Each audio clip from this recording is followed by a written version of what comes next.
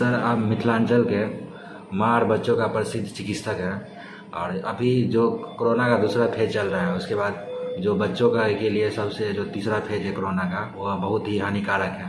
उसके बारे में कुछ जानकारी दीजिए। Thank you. मैं डॉक्टर मिथिलेश, किलकारी हॉस्पिटल, बच्चों का डॉक्टर, पेडियाट्रिशियन एंड न्यूनेटोलॉजिस्ट हूँ।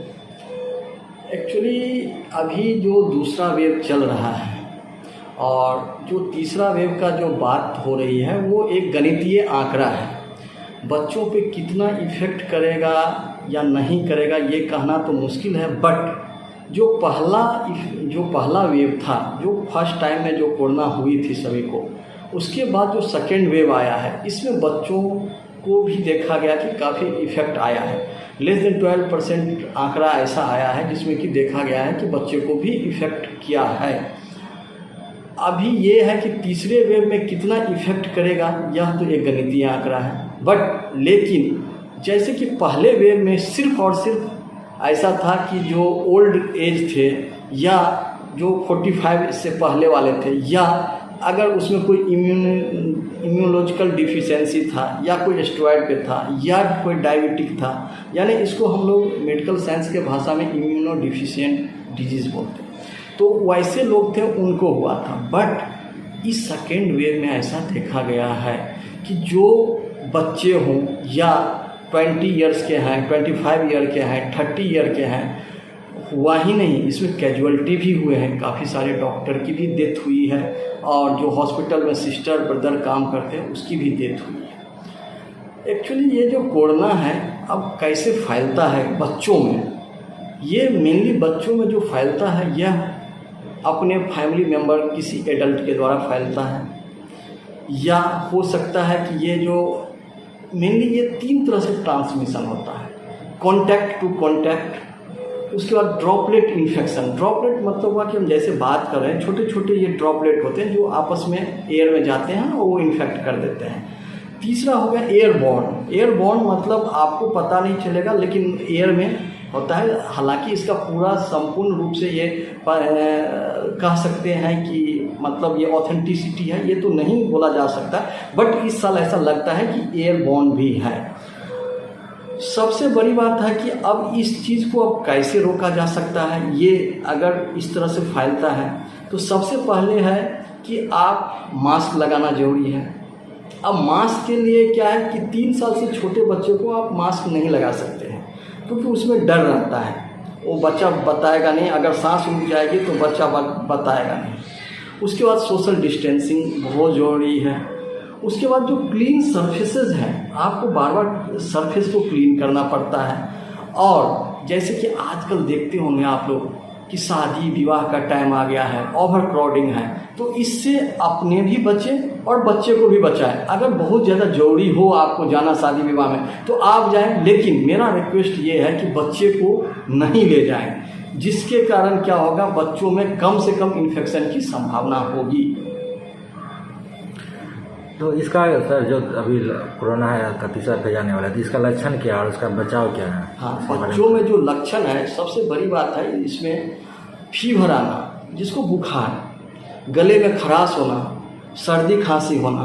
कुछ बच्चों में क्या हो रहा है आजकल की डायरिया होता है, यानी लूज स्टूल, जिसको अपने तरफ पेट से पानी जाना बोलते हैं, पेट में दर्द करना, और कुछ बच्चों में स्किन में रैशेस भी आना शुरू हो गया है। तो ये मेन लक्षण हो गया है कि बुखार, सर्दी खांसी और पेट का प्रॉब्लम आती है। ये 4-5 लक्षण जो है मेन लक्षण है। अब इसमें क्या है कि अभी इसका कोर्स और कॉम्प्लिकेशन का पूरा पता नहीं है कि किस तरह ये होता है, बट ये मेन लक्षण यही है। सर, जो घर के पेरेंट्स होते हैं, बच्चों के माता पिता, उसको क्या करना चाहिए इसके लिए? हाँ, देखिए, एक्चुअली जो पेरेंट्स हैं सबसे पहले तो इसमें ऐसा होना चाहिए कि लक्षण इसमें क्या क्या होती है।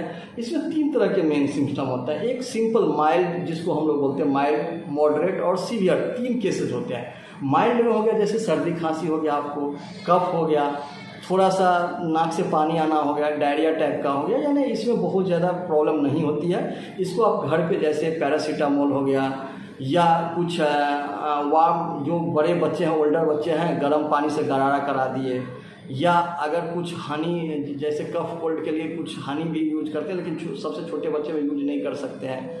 अगर देखा जाता है कि बैक्टीरियल इन्फेक्शन अगर है तो उसमें एंटीबायोटिक का यूज करते हैं, अदरवाइज एंटीबायोटिक का ज़्यादा रोल इसमें नहीं होता है। हाँ, लेकिन माता पिता को लक्षण पहचानने के लिए कुछ चीज़ें होती हैं जिसमें कि उनको पता होना चाहिए कि हमको क्या क्या करना चाहिए। सबसे पहली बात, अगर बच्चा का एक पेपर लेना चाहिए, उस पर दिन भर में हमको देखना चाहिए कि जैसे कि आज का तारीख डालना चाहिए, कितने हर एक 6-6 घंटे पे बुखार का, तापमान का लिखना चाहिए कि अगर 100 से ऊपर बुखार है तो कितने बार बुखार आया, और सांस लेने की गति क्या है। तो एक पेपर पे आपको नोट डाउन करते रहना है दिन भर में 3 से 4 बार। उसके बाद क्या है, देखना है कि ऑक्सीमीटर, पल्स ऑक्सीमीटर आजकल हर जगह मिलता है, ये देखना है कि उसका पल्स ऑक्सीमीटर में कितना सेचुरेशन आ रहा है। 94 से नीचे है तब तो फिर दिक्कत है, अदरवाइज आप देखते रहना है कि क्या है नहीं है। सबसे बड़ी बात है कि बच्चा डिपेंड करता है एज पे। अब इसकी सांस की गति क्या है, अगर सपोज 2 महीने से छोटा बच्चा है तो उसका सांस की गति जो नॉर्मल होनी चाहिए वो 60 से नीचे, 60 से नीचे होनी चाहिए। उसके बाद अगर 2 महीने से लेकर के 12 महीने तक के अगर बच्चे हैं तो उससे 50 से अगर ज़्यादा है तो फिर दिक्कत है। इसी तरह से अगर 1 से 5 साल का है बच्चा, अगर 40 से ज़्यादा सांस की गति है तो समझिए कि फिर दिक्कत है। फिर इसी तरह से अगर 3 साल, अगर मान लीजिए कि 5 साल से ऊपर है तो इसमें अगर 30 से ऊपर है अगर सांस की गति, तो उस समझिए कि दिक्कत है बच्चे को। तो ऐसे कंडीशन में फिर डॉक्टर की मदद लेनी चाहिए। सबसे बड़ी बात है कि बच्चों में कैसे देखेंगे, तो एक तो हो गया कि सांस की गति, दूसरा हो गया कि जब बच्चा सांस लेगा तो नाक देखेंगे कि नाक सिकुड़ रहा है, फैल रहा है, इस तरह से सांस की ये होगा, नेजल फ्लेयरिंग इसको बोलते हैं। कभी कभी आप देखते होंगे जब बच्चा बहुत तेज़ी से सांस लेता है तो यहाँ पे चेस्ट के पास गड्ढा आ जाता है, तो अगर इस तरह का है तो ये सब मॉडरेट सिम्पटम। तब ऐसे कंडीशन में आपको डॉक्टर की सलाह लेनी चाहिए और डॉक्टर को दिखाना चाहिए। अगर सीवियर कंडीशन आ जाता है, जैसे कि अगर SpO2 94, 90 से नीचे आ जाता है, या बच्चा नीला पड़ने लगता है, या बच्चे की सांस की तकलीफ बहुत ज़्यादा हो जाता है, तो फिर दिक्कत आती है। ऐसे कंडीशन में आप डॉक्टर के पास जाएं। और पेरेंट्स को 4 काम करना होता है। सबसे पहला जो टेम्परेचर का और रेस्पिरेटरी रेट, ये आपको मॉनिटरिंग करना है। दूसरी बात है ऑक्सीजन का लेवल देखना है। तीसरी बात है कि डॉक्टर से हम संपर्क कब करें। अगर बच्चा आपको लग रहा है, जो मैंने बताया कि सांस की गति, उस पर ध्यान देना है कि एज के हिसाब से बच्चे की सांस की गति क्या है। दूसरी बात है कि बच्चे कहीं ऐसा तो नहीं कि पूरा डिहाइड्रेट हो गया हो, या काफ़ी ज़्यादा सुस्त पड़ गया हो, या यूरिन आउटपुट कम हो गया हो, या दूध लेना या खाना पीना बंद कर दिया हो। तो ऐसी अगर स्थिति है तो आप डॉक्टर से संपर्क कर सकते हैं। अगर माइल्ड केस है, सिंपल सर्दी खांसी है, तो घर में ही इलाज करा सकते हैं, घर में ही पैरासीटामोल ले सकते हैं और घर पे ही रहना है, ज़्यादा डरने की आवश्यकता नहीं है। बार बार बच्चों को सिखाएं हाथ कैसे धोया जाता है, बार बार हाथ धोएं, मास्क का प्रयोग खुद करें, बच्चे को भी सिखाएं कि मास्क का प्रयोग कैसे किया जाता है। बिहार सरकार के द्वारा अभी 25 मई तक लॉकडाउन लगाया गया है, तो आप लोगों से क्या अपील करना चाहेंगे? नहीं, लॉकडाउन जो है काफ़ी अच्छा स्टेप है सरकार का। एक्चुअली होता क्या कि जितना ज़्यादा इन्फेक्शन होगा वो म्यूटेशन का चांस उतना ज़्यादा होगा और उतना ज़्यादा फैलने की संभावना होती है। तो लॉकडाउन क्या होता है, चेन तोड़ने के लिए एक बहुत अच्छा हथकंडे हैं, आप इस तरह से समझ सकते हैं। तो लोगों से मैं यही अपील करूँगा कि ज़्यादा से ज़्यादा लोग घर में रहें, मास्क का प्रयोग करें, बार बार हाथ धोएं, भीड़ भाड़ वाले इलाकों में नहीं जाएं। आजकल शादी विवाह का बहुत ज़्यादा है, अगर बहुत ही आवश्यकता है तो मास्क का प्रयोग करें, सोशल डिस्टेंसिंग बना करके रखें, हमेशा 2 गज की दूरी रखें और अपना ख्याल रखें, अपने फैमिली का ख्याल रखें, अपने बच्चों का।